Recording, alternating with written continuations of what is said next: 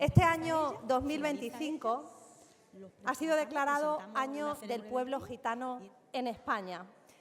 Y esta es una grandísima oportunidad que no podemos dejar escapar para que muchas de vuestras reivindicaciones históricas sean de una vez por todas una realidad. Desde la Junta de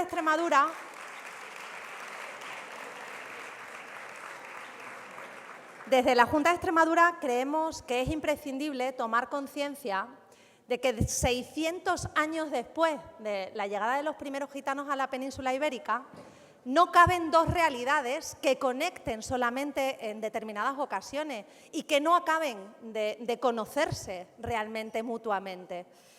Necesitamos esa conexión y necesitamos acabar con esos estereotipos que nos limitan y que impiden que podamos entender la visión del otro. Y no se trata de que el pueblo gitano se integre hasta diluirse y perder su identidad. Se trata de que se mantenga esas tradiciones, esa cultura y su saber. Se trata de que seamos capaces de convivir en un mundo que es mucho más rico con esa diversidad y con esa historia y con esa esencia de los pueblos.